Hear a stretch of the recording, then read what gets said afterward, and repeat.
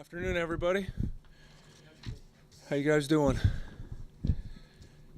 We came off of a tough loss, and everybody's got to regroup and get ready to go for another week. Unfortunately, we had some big play issues again, which I know has been a common theme here for a few weeks. Working hard to correct it, but anyway, we're back to the drawing board and getting ready to go on to the next week. So, questions I can answer?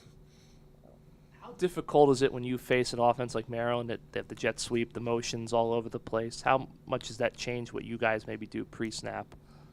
It changes some things. There's the jet sweep part of it, like you mentioned, but there's a ton of trade and motion and shift in their offense, more so than I've ever seen from any team I've ever prepared for, I think. So it's making sure that you get lined up right, that your feet are set, your eyes are on the right key, that you're ready to react to the things that you need to be able to react to when the ball gets snapped. The play, as funny as it seems to say this, the play in and of itself is not as hard to defend as it is all the stuff that they throw at you before the ball actually gets snapped, because you're changing alignments, you're changing techniques, you're changing things that you're focused on in your vision and in your key sequence. It's all those things that kind of make it a little bit more difficult.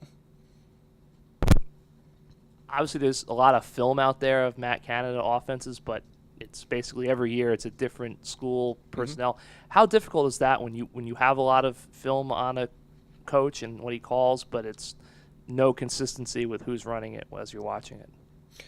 Well, it is, but yet, I mean, all you can really prepare for is what you've seen this season. And so we've got their games, obviously, like they have ours, and we're going back and looking at what he's done and how they've done it. And there's going to be some things probably that he presents in the game that we haven't prepared for, and that's where your fundamentals and the rules of your defense just have to carry you through it. So we'll get ready for what we've seen and what we know that maybe would tie into what he's done from previous places that he's coached, and we'll get ready for that. And if there's something beyond that, we'll just have to adjust to it when it happens in the game. I asked Chris something similar, but as you look forward to the second half of the season, what does this defense need to do better?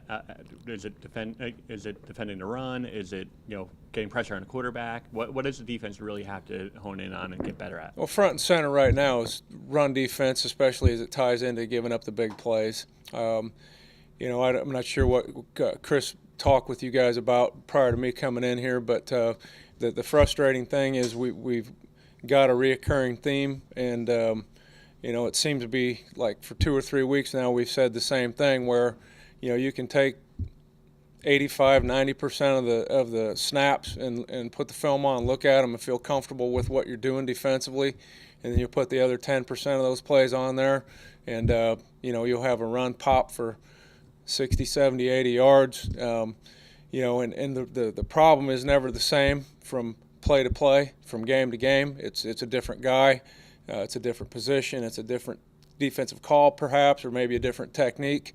There's no one thing that just continues to jump out, or one person. But we just, in one word, we got to become more consistent. And if we can play like we should for the course of 60 full minutes, then we're going to start seeing some of the results that we're after. But we just the score is what it is. The points go on the board, whether it's comes out of 5 plays or a dozen or 20 plays, and we're responsible and accountable for it. And it's our job to get that stopped.